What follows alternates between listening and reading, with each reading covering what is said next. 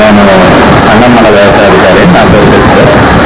ఇప్పుడు మనకి ఎల్నినో ప్రభావం వల్ల పంటలకి దిగుబడి తగ్గే అవకాశం ఉంది. కనుక కంపల్సరీగా పంటల బీమా చేయించుకోవాలనేసి మనం రైతులందరికీ తెలియజేస్తున్నాము. దీనికి ఏంటంటే రెండు రకాలు ఉన్నాయి. వాతావరణ ఆధారిత పంటల బీమా ఉంది, దిగుబడి ఆధారిత పంటల బీమా, రెండు రకాలు ఉన్నాయి. వాతావరణ ఆధారిత పంటల బీమా వచ్చి నిమ్మ మరియు పత్తి మన జిల్లాకి ఈ రెండు పంటలకు ఉన్నాయి. ఇది వచ్చి 1వ తేదీతో క్లోజ్ అయిపోయింది. ఇప్పుడు ప్రజెంట్ వచ్చి దిగుబడి ఆధారిత పంటల బీమా పథకం అయితే ఇప్పుడు అమల్లో ఉంది.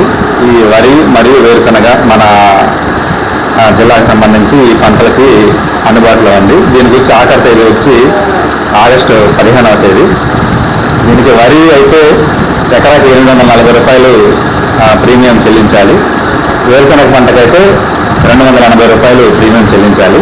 ఇదేంటంటే మన కామన్ సర్వీస్ సెంటర్ల దగ్గర కానీ లేదా మన వ్యవసాయ విస్తరణ అధికారుల దగ్గర కానీ చేసుకోవచ్చు, లేదా గ్రామ సహాయ వ్యవసాయ విలేజ్ అగ్రికల్చర్ అసిస్టెంట్ల దగ్గరైనా ఇచ్చి చేసుకోవచ్చు, సొసైటీలో కూడా చేసుకోవచ్చు.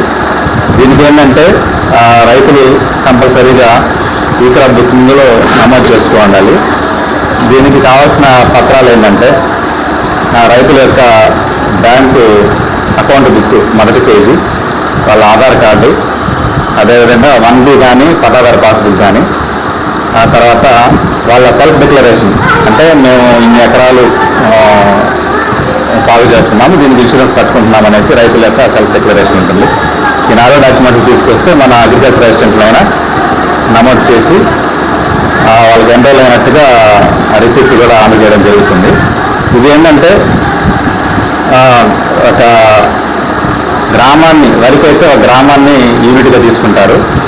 దీంట్లో మనకి సీసీ ఎక్స్పెరిమెంట్లు అనేది కండక్ట్ చేస్తారు ర్యాండమ్గా. అంటే ఆ రెవెన్యూ గ్రామంలో 1 కానీ 2 కానీ ర్యాండమ్గా సెలెక్ట్ అవుతాయి.